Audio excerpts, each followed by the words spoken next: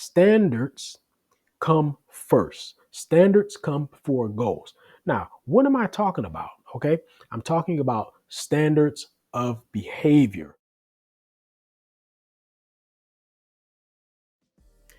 Yes, I know that it can be frustrating when you set big goals for your fitness and you're all gung ho about it and you put in your best efforts and it just seems like you cannot reach those goals. So, the question we're going to ask today is why your fitness goals seem so out of reach despite your best efforts. So, this is Mark Johnson, your fitness ambassador from Bounce Pep, the youngest son of Bill Johnson. Thank you very much to all my subscribers. If you have not subscribed, please subscribe, please hit the like button, and please share this video. Let us jump right in.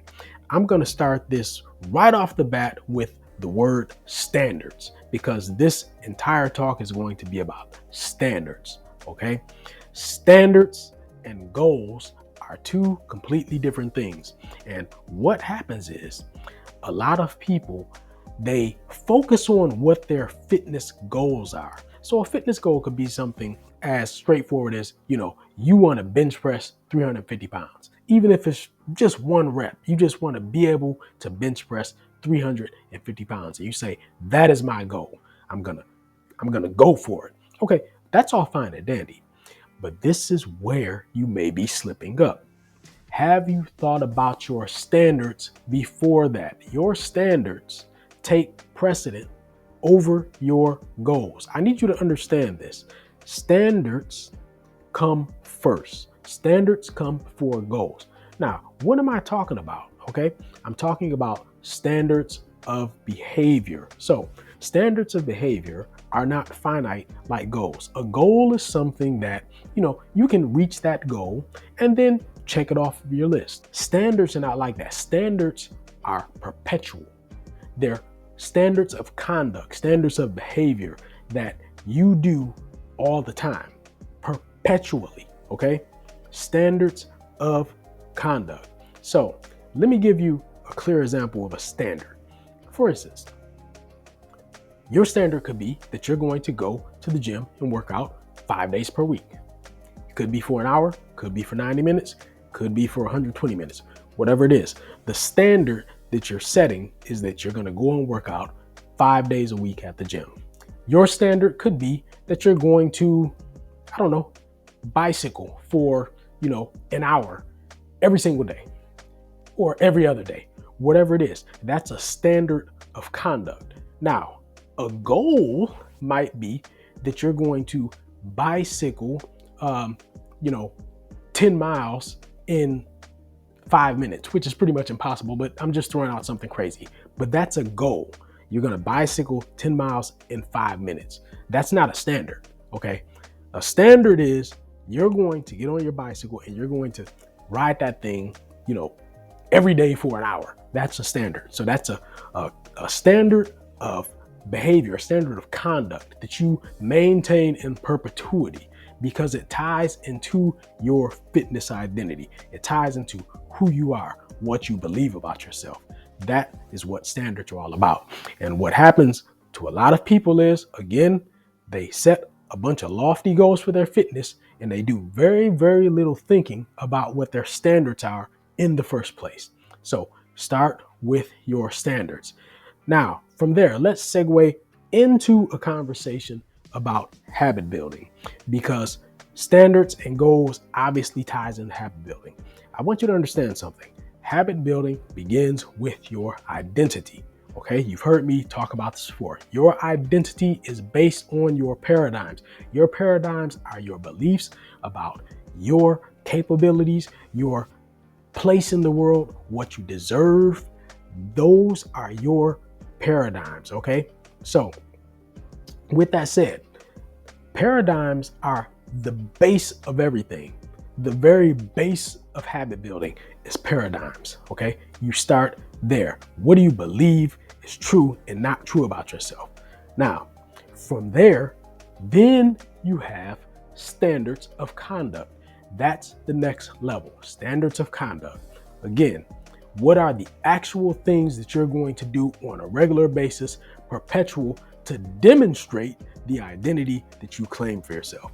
You must demonstrate to yourself the validity of the identity that you claim for yourself. You say that you're this kind of person, well, show it with action. Show yourself show yourself through your conduct that the identity that you claim is real, okay? Again, your standards of conduct are not finite. They are perpetual, okay? You're going to keep doing them and keep doing them and keep doing them.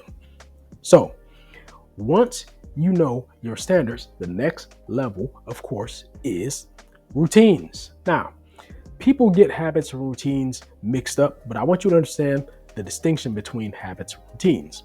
Okay, routines are intentional and purposeful. In other words, when you're beginning a new routine, it's something that you really have to force yourself to do. It's not a habit at that point. It's not instinctual or automatic. It's something that you actually have to put your mind to and tell yourself, I'm going to do this thing. I'm going to do it. Let's just give an example. I'm going to have my workout clothes washed and ready and hanging in my closet. And then I'm going to have my gym bag in my car seat. And I'm going to go to the gym every other day. And I'm going to work out every other day for 90 minutes. Okay. And then I'm going to come home after my workout and I'm going to get some protein. I'm going to some source of protein. I'm going to eat something with some protein in it after my workout. Okay. That is a routine. But in the beginning, what makes it a routine is the fact that you actually have to put your mind to doing it. You have to force yourself to do this thing because it's not something that you've been doing. Okay. So with the routine, what happens is as you do it more and more and more and more, it starts to become more natural. And it's at that point when it becomes natural and instinctual that you have established a habit. So that is the distinction between a routine and a habit, is that a habit is more automatic, it's more instinctual. And the way that you know that you have established a habit is when it feels weird, feels awkward, or even makes you feel anxious or worried when you don't do that thing. Okay? When you get to that point where it really bothers you that that you're not doing that thing, and you really have this instinct to do it, then at that point you have established a habit. So again, you start with your identity, then you have your standards, then you build routines, and then you work those routines until they become a habit. Now, again, don't forget about standards. Okay, what are your standards?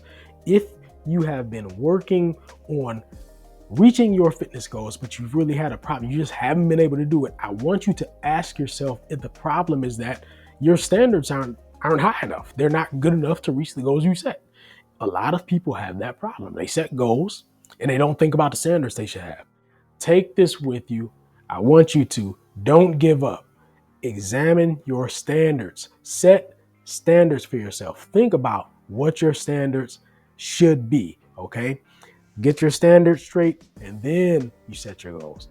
So this has been Mark Johnson, your fitness ambassador from Bounce Pep, youngest son of Bill Johnson. I want you to think about that. Take it with you. Talk to you next time.